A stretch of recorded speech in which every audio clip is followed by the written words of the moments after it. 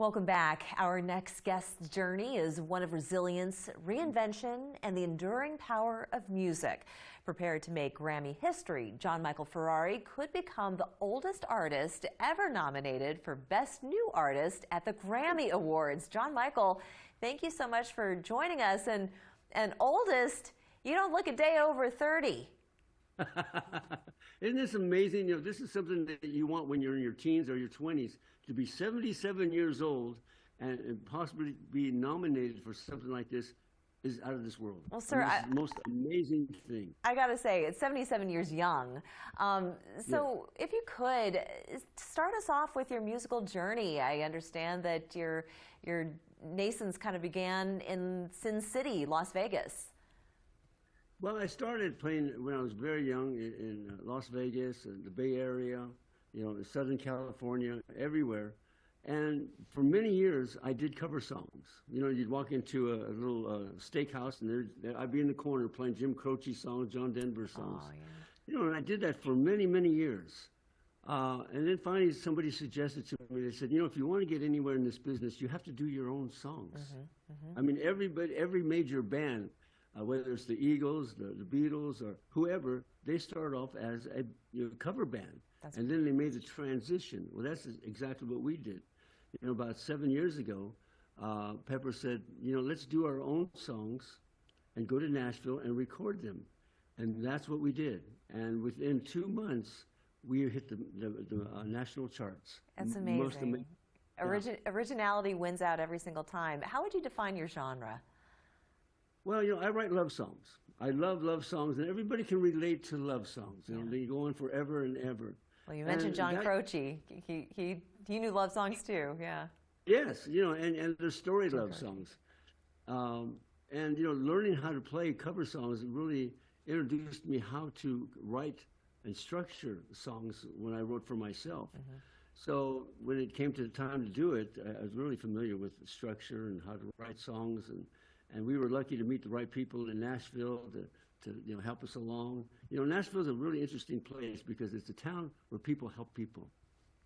You know. That is true. That is very true. It's a family that you end up forming, isn't it?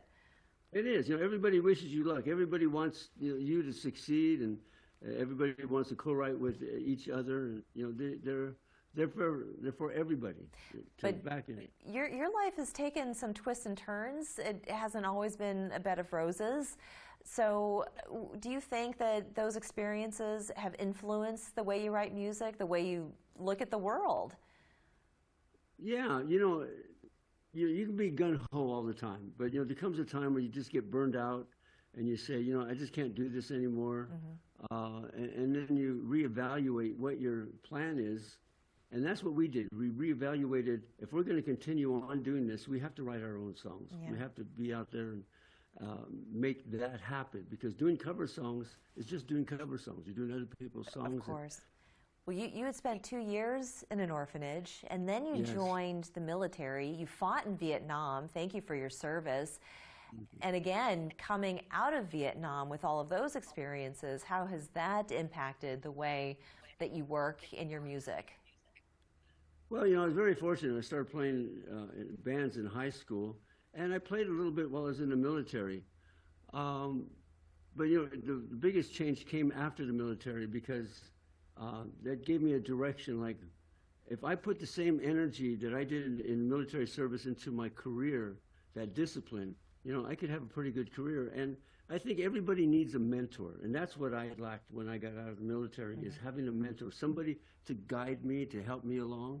Sure. And I suggest that to anybody. You know, if you want to be in this business, get somebody who's doing what you want to do and let them mentor you. Yeah, absolutely. You've won many awards. Will this be your first stab at the Grammys? It is. It is. You know, when one of the Grammy voters came to us and said, you know what, we're going to nominate you and put you in for a Grammy. And we thought, oh my gosh, because we knew nothing about it. Yeah. I mean, that was a part of the business we knew nothing about. And we said, you know, whatever you say, that's what we're going to follow. We're going to follow your lead. And immediately she listened to one of our songs and made some suggestions and went back in the studio, made those corrections, and it made the song so much better. Oh, I can't wait to hear. Well, the song is When love is love. Love is love.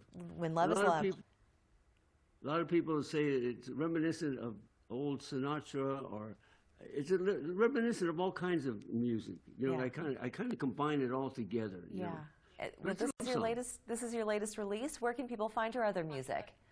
Well, you can go to johnmichaelferrari.com, and right there is everything you need to know. You can contact us on the ranch and say you're coming to Vegas, and we'll welcome you right here at the ranch. Can't wait. We like that. And yeah, they can just contact us right there. That sounds wonderful. Well, best of luck as Oh my gosh. you embark on this new journey and this new adventure. We so wish you all the luck in the world. We hope you are holding that Grammy Award come Grammy night.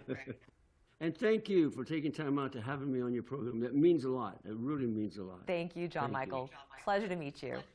Thank you. We'll be back after this.